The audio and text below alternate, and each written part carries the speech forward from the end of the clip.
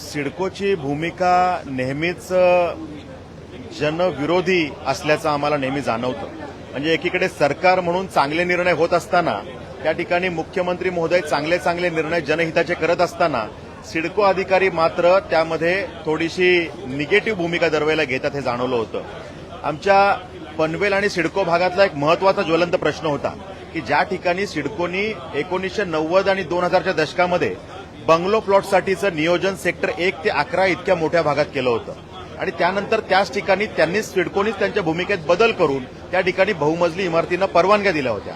आज त्या सगळ्या इमारतींना 20-20, 25-25, 30-30 वर्ष झाली आहेत. रिडेव्हलपमेंटची वेळ आली आहे. एकीकडे पनवेल महापालिका त्यांना धोकादायक बिल्डिंग म्हणून नोटीस पाठवते, बिल्डिंग खाली करा, इमारती खाली करा म्हणून सांगते आणि अशा वेळेला जेव्हा सिडकोकडे रिडेव्हलपमेंटची परवानगी ना हरकत प्रमाणपत्र मागायला गेल्यानंतर सिडको सांगते की आमचं नियोजन बंगलो प्लॉटचं होतं, तुम्ही आता नव्याने तिथे बंगलोज बांधा.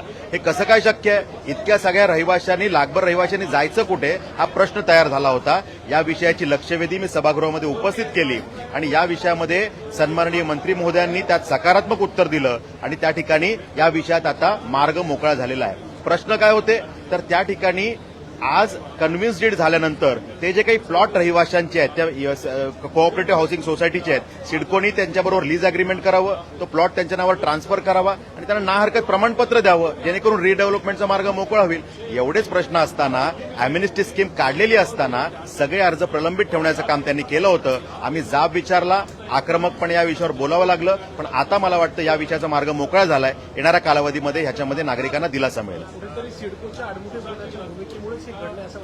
सिडकोचे अधिकारी हे खूप मुजोरी भूमिकेत वागतात.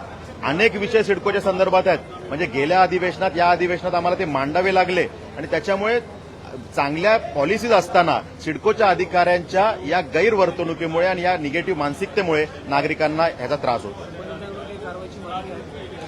यामध्ये आम्ही आता मागणी केल्या त्याला सकारात्मक प्रतिसाद मंत्री महोदयांनी दिलाय.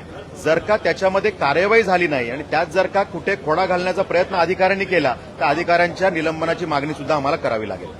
माझ्या चॅनलला सबस्क्राईब करा आणि बेल आयकॉन दाबा जेणेकरून तुम्हाला माझे नवीन व्हिडिओ मिळतील.